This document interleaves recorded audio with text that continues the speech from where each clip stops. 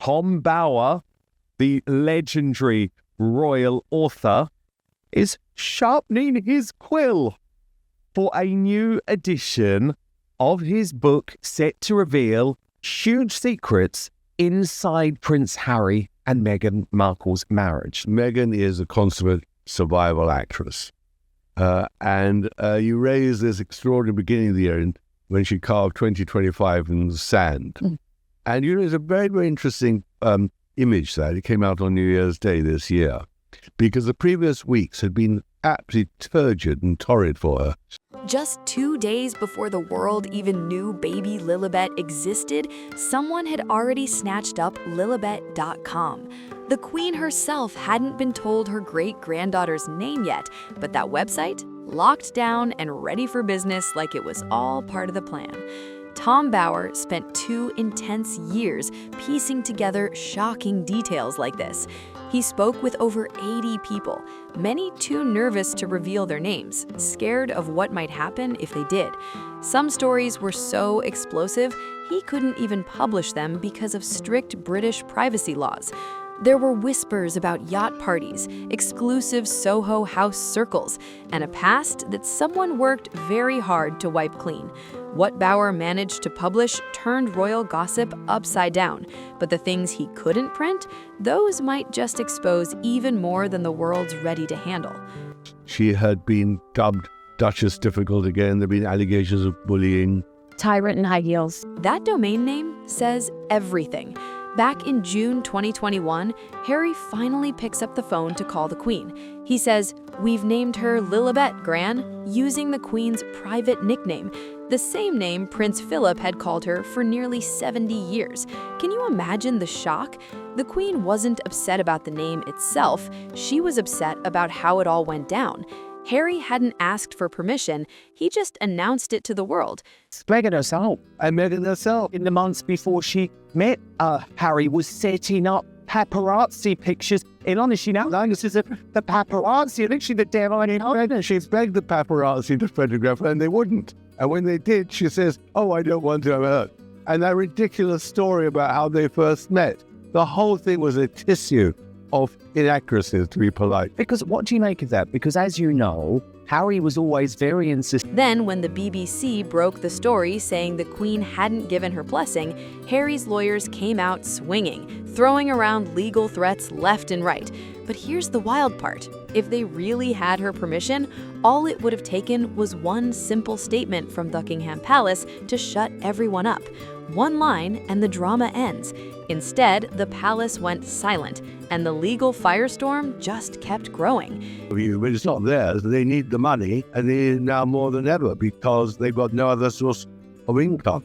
So I think they're just stuck with the devil now. They're tied to Netflix, they're tied to their book, and all the criticism they're going to take means nothing because that's the only way they can earn them. The BBC refused to back down, standing firm on their story. And Harry's team, they never showed a single shred of proof that the Queen had ever said yes. Meanwhile, that domain was locked, registered, and ready before the family even had the conversation. That move doesn't sound like Harry at all. For 30 years, he lived inside an institution where the idea of branding never even crossed his mind. He wasn't out here thinking about domain names, business strategies, or media angles. But Meghan? And even the publishers couldn't quite believe some of the things which I discovered. And one of the big things at that time was sensitivity reading. There was a great fear that she would play the race card. She'd been mastering the art of personal branding since her teenage years. The blog, the networking, the polished public image, everything about her was calculated and deliberate. She doesn't just see names, she sees assets. She sees opportunities to build something bigger. Using the Queen's personal nickname for a royal baby, that's not just sentimental, that's marketing gold. Think about it. Merchandise, media deals, global attention, all orbiting around that one name. So it's no surprise the domain was secured before the polite call to grandma. Business moves first, family formalities later. And here's where it gets even more intense. Tom Bower had to tread carefully with what he uncovered about Meghan's pre-Harry life. He couldn't publish everything because of strict UK privacy laws, but there were whispers, serious whispers, about her connections to exclusive yacht parties and high-profile social circles during her 20s. We're talking about the Mediterranean elite, lavish yacht parties, powerful men, and private gatherings that most people could only dream of getting near. In Hollywood circles, the whispers always seem to trace back to one key hub, Soho House. Meghan was deeply connected to that scene, fully immersed in that exclusive social world. Marcus Anderson, a high-ranking Soho House director, was reportedly a major figure in her rise. He opened doors to elite spaces she'd never have entered on her own, the kind of rooms where influence is traded like currency. And get this, around 60 Soho House members attended her royal wedding. 60! That's not something you'd expect from someone who, at the time, was just known for a cable TV role. That's a network that runs deep, built long before she ever met Harry. Tom Bower had insiders ready to spill about this part of her life, but his hands were tied. British privacy laws are ruthless. Unless you've got undeniable proof that could stand in court, you can't print a word of it. Even when several people confirm the same story, it doesn't matter. So whole chapters got scrapped, especially the ones hinting at how Meghan managed her lifestyle before that big break on a Canadian TV show. There were details, the men she crossed paths with, the exclusive parties she attended, the glittering circles she moved through. Bower paints a clear picture. Meghan wasn't just ambitious, she was strategic. She was ready to walk away from her entire past if it didn't fit the new story she wanted to tell. She cut off her father without hesitation, ended her first marriage with cold precision, and distanced herself from friends who no longer fit her goals. The pattern was already set long before Harry came into the picture. When someone or something stopped serving a purpose, it was gone. No drama, no emotion, just clean breaks. And those who knew her back then, they're either choosing silence or have been legally locked out from saying a word. Her past didn't just fade, it was systematically erased, all to clear the path for the Duchess image the world would soon meet. Then came October 2018. Meghan lands in Australia, stepping off the plane like a modern royal icon, wearing nearly $200,000 worth of Princess Diana's jewelry. Not just a small bracelet, we're talking Diana's Cartier watch and major statement pieces that screamed symbolism and power. From that moment, a new pattern became crystal clear. Meghan was warmly welcomed in Britain, that everyone in the royal family tried their very, very hardest to make her feel at home and accommodate her, but that unfortunately Meghan only wanted to be the star and made it impossible for her and the royal family to. Every single appearance after Nigeria, after Colombia, event after event, the spotlight always circled back to one thing: Diana's jewelry. Her team made sure everyone knew about it. Every press release, every headline, every photo caption. It was announced, emphasized, and carefully woven into the Meghan narrative. Those iconic pieces weren't just accessories anymore. They became part of her brand. But your generation remembers the real Diana. You watched her hold the hands of AIDS patients when the world was still paralyzed by fear. You saw her walk through live minefields in Angola, risking herself for a cause. She sat with the sick and dying when there were no cameras rolling, no PR team crafting her image. That kind of connection wasn't built overnight. It took 15 years of raw compassion, real action, and consistent heart to earn that love. You can't inherit someone's legacy just by slipping on their jewelry. Bower argues that Meghan completely misunderstood what made Diana so deeply loved. She seemed to believe that by wearing Diana's watch or her signature pieces, she could tap into that same emotional bond the world had with her, like putting on the accessories would somehow transfer the legacy. But that's not how it works, not even close. Bower suggests Meghan doesn't just see herself as inspired by Diana, she actually views herself as Diana's equal within the royal narrative. It's a bold self-perception, but one that doesn't quite line up with how the public remembers Diana's story. Your generation sees it instantly. You lived through Diana's journey, her pain, her compassion, her courage. You know what real authenticity looks like versus someone trying to fast-track their way into a legacy they didn't build. The jewelry might glitter, but it's just wardrobe sparkle compared to the real work Diana did. Then came the winter of 2017, the Sandringham shooting weekend, the moment Harry's world began to shrink and everything around him started to quietly shift. Harry's oldest friends, the ones who'd been by his side since school, made a few jokes Meghan didn't like. She called them out right then and there. The group started teasing, calling her the fun police, but what happened after that was the real turning point. Meghan didn't just ask Harry to take a step back, she allegedly pushed him to cut every single one of those friendships clean. No reduced contact, no slow fade, just done. When the wedding finally arrived, none of those old mates were invited to the private dinner, not one. Harry's lifelong inner circle, the guys who'd known him through every chapter, were left off the guest list completely. That sent a loud message. And here's what's chilling. Your generation recognizes this kind of pattern immediately. When someone new starts systematically removing every person who knew you before, that's not protection, that's isolation, that's control. Fast forward to now, Harry's in California, thousands of miles away from London. No old friends to lean on, no familiar support system, just Meghan and the few connections she approves. One argument, that's all it took, and suddenly Harry had lost everyone who'd been in his corner. Bauer says that's the most revealing part of it all. This wasn't new behavior, it was the same pattern Meghan had followed long before Harry ever came along. When her father stopped being useful, she cut him off. When her first marriage no longer fit the plan, she ended it with precision. Old friends from her pre-fame life? Gone, just like that. The pattern was clear. She knew how to isolate someone, make them emotionally dependent, and quietly remove anyone who might question what was really going on.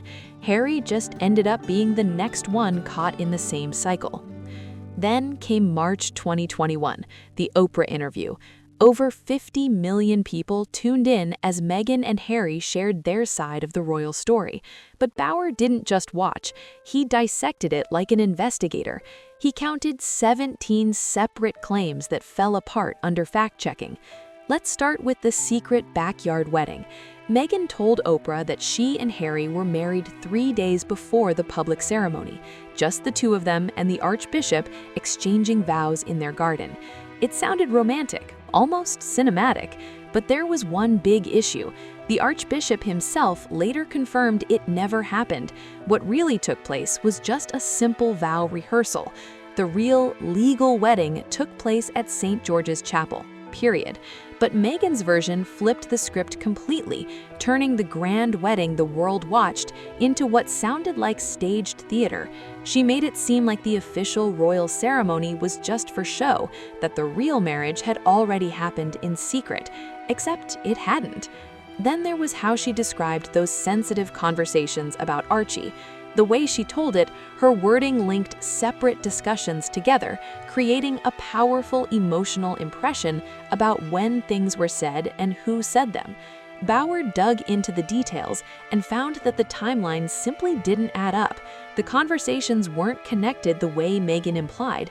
They were separate moments, stitched together in a way that changed their meaning. And it didn't stop there. Bauer identified 15 more inconsistencies scattered throughout that interview. This matters because 50 million people watched that broadcast. That single interview reshaped how the entire world viewed the royal family. Viewers walked away believing they'd witnessed undeniable proof of mistreatment, bias, and those explosive, racially charged conversations that Meghan said took place.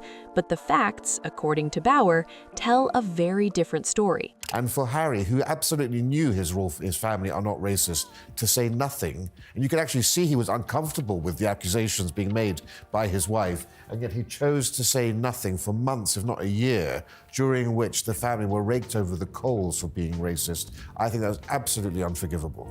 If 17 major major claims don't hold up under scrutiny, that's not just a foggy memory, that's a crafted story. Bauer argues this wasn't confusion or emotional exaggeration. It was a deliberate narrative built to evoke sympathy and reshape public perception. In his view, Meghan carefully positioned herself as the victim, weaving a story that millions accepted as truth, even though the facts didn't line up. The result? A global narrative built on claims that crumble when you look closer. Then comes the British Vogue drama. Edward Enninful, the magazine's powerful editor-in-chief and one of the biggest names in fashion, already had his cover planned out, but Meghan wanted in. She allegedly tried to influence the direction, even to get herself featured. Enninful wasn't having it, and according to reports, he pushed back hard. So Meghan switched tactics, trying to take control of the online content instead, and Enninful shut that down too. The whole relationship fell apart in spectacular fashion. Journalist Sam Kashner, who actually worked with Meghan, summed up the experience in just 4 words: manipulated, betrayed, played, orchestrated. Those are devastating words coming from a respected journalist. And then came Meghan's big moment, her guest editing opportunity at British Vogue. It should have been a glamorous, collaborative project, a win for everyone involved.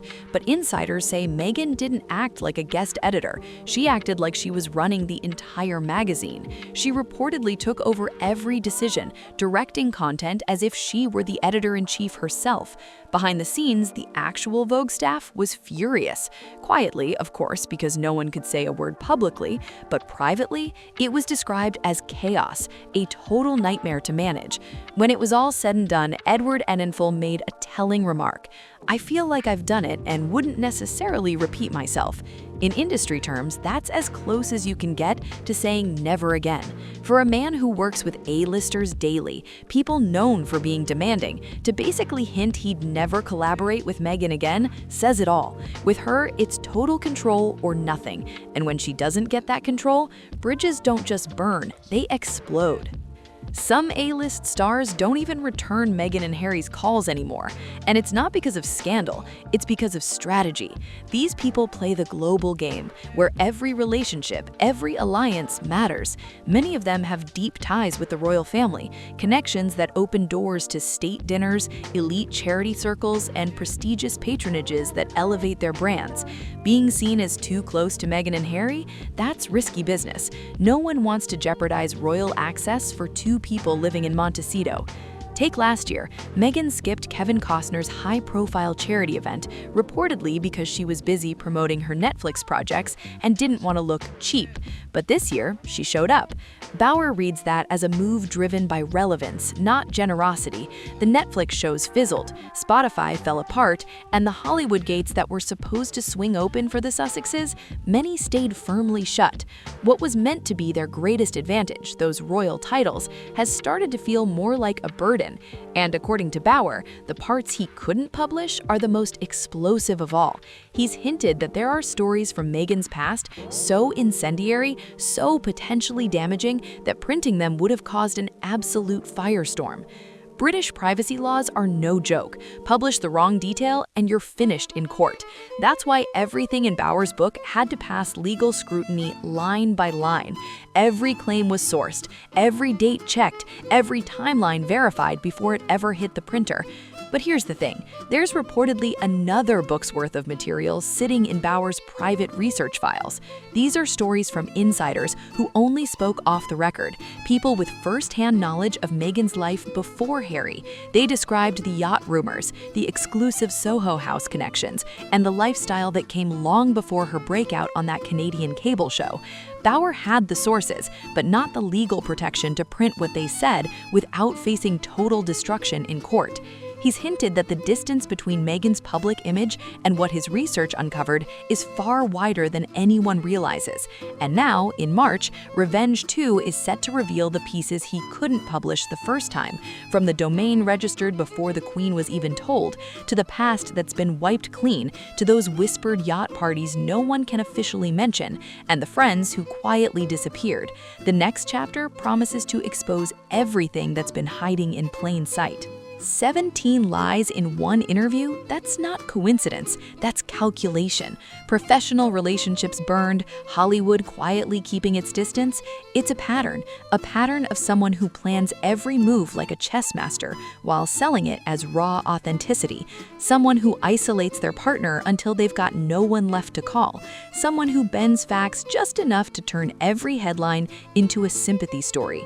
And now, the countdown is on, because Bauer's Revenge 2 drops in March. Everything he couldn't publish before, everything that was too explosive for round 1, that's what's coming next. You won't want to miss what's about to break. If you've been following this wild saga, don't forget to like, subscribe, and drop a comment. Tell us what you think about Revenge 2 and the truth that's finally coming to light.